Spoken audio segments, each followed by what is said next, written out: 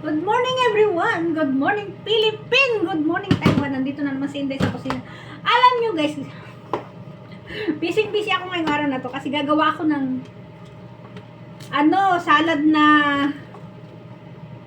kulichay. Ang kulichay cabbage. Ang dami tingnan nyo naman guys Ang dami.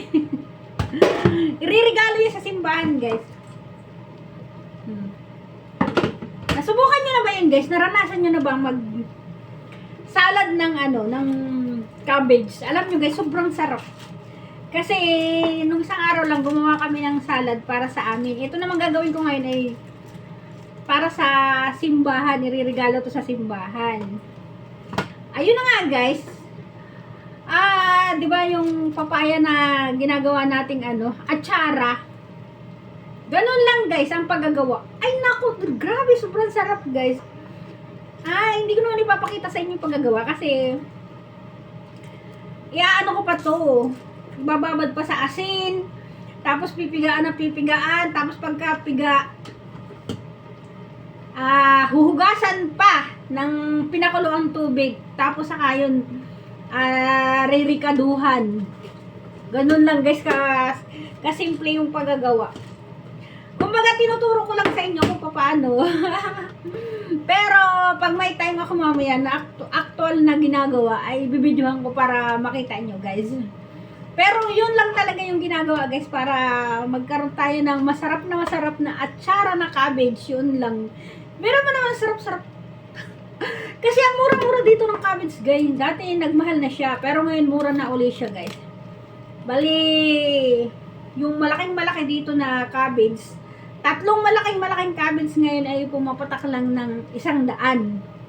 So, ayan, kaya pag ganun kamura yung cabbage, gumagawa kami ng salad. So, eto, kinusnit ko lang na ganyan siya, hindi ko siya hiniwa. Ganyan lang. So, ngayon guys, ay lalagyan ko siya ng asin para pag piniga ko siya mamaya ay magtubig siya ng magtubig. Yung pinakang tubig niya itatapon natin. So, ganyan lang guys. Pinakita ko lang talaga sa inyo yung gagawin ko ngayong araw na to. At alam nyo na, busy ako sa kusina ngayon. Ayan, back to work na uli kasi tapos na yung holiday. Tapos na yung Chinese New Year na holiday ng mga boss. Kaya ayan, back to normal na naman ako sa kusina. Kaya ayan, magtataka na naman kayo kasi makikita nyo na naman palagi yung pagmumukha ko. At siya nga pala guys, shout out to sa aking pinakamamahal na kaisa-isang anak na babae talaga na umanak ngayong araw na to. Sobrang proud na proud lola kasi ang saya-saya ko kasi nga hindi siya pinahirapan ni Lord. Ang dali-dali niyang nanganak guys. At yun na nga, umanak siya ng isang lalaki. Ayan.